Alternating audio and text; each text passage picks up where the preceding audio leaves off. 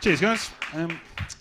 Does anyone else think it's weird that the 7 deadly sins doesn't include noncing? It's weird that, isn't it, right? Because I'd have thought that would be a shoo-in, but apparently God's more bothered by sloth. Or to put that another way, he dislikes stoners more than he dislikes Savile. Because look, you can say what you like about Jimmy, but he did keep himself busy, didn't he? Yeah, I'll grant you that's a risky way to open a set, but you know. Turns out there's a reason that some people work up to their nonsense material later on, but I like to test people straight away. Out of interest, you know why they call it paedophilia? It's because pedo means child, and philia is what they do to them. All right, one more thing on this, and then I swear I'll drop it. Right? And I need to stress, right, I'm not advocating for this, but I'm just genuinely asking a logistical question, all right?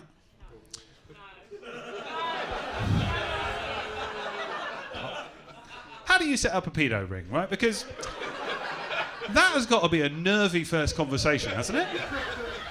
You can't just walk into the pub and just be like, listen, lads, I've got a great idea. You're going to laugh when I tell you. I reckon you've got to work up to it, right? You've got to come in one day just humming some Michael Jackson and just see if you get any raised eyebrows, you know.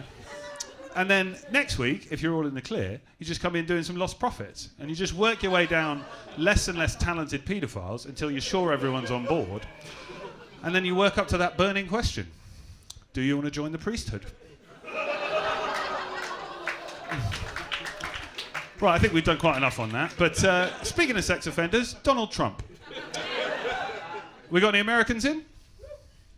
Yeah, not so bold and proud now, are they? Yeah. I think that's the best thing about him getting elected is now that some of the Americans who are here might shut the fuck up for a bit. Yeah. But to be honest, his presidency has actually rekindled my faith in eugenics. I think it's just got to be time we're done with Americans, right? Like, they can't be trusted. That's twice now they've elected that psychotic walking Jaffa cake filling. I think we just got to be done with them, right? I think we give it a year so some of the good ones can get out, and then we release the bubonic plague, right? See how they feel about vaccines then. You know. And that's a win-win as well, because it'll give the Mexicans a reason to build a wall. You know. But anyway, so his presidency has been depressing me a bit recently, so I've been trying to cheer myself up. I bought some new shoes, right? Ah, thank you. On the first day I got them, someone stood on them. It's out of order, that, isn't it? And no matter what certain people might tell you, that is legitimate grounds to end a relationship. No matter how far along in the adoption process you are. Back to the Ukraine you go, little Vladimir. Let's see you tread on any more toes when you lose your legs to a landmine. You're right, it doesn't need that last bit, but I like the alliteration. Yeah, so that didn't really work out. I've been resorting to another thing that cheers me up. Big fan of cocaine. By round of silence, anyone here do coke? Oh, everybody, cool. We're going to have a good night then.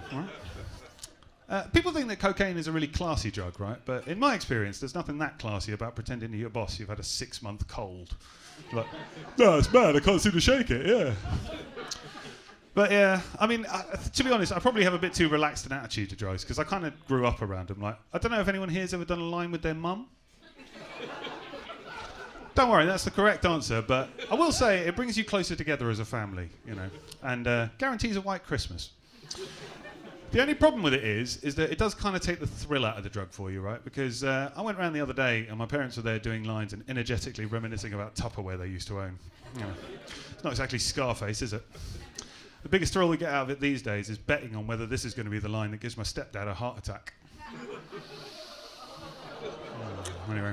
But no, I have been thinking a lot about drugs recently, right? Because I was listening to Richard Bacon on the radio. Sorry, I should just explain for any younger people in the audience. Radio is what podcasts used to be, right? And Richard Bacon was a children's TV presenter who got kicked off of Blue Peter when he got caught doing coke.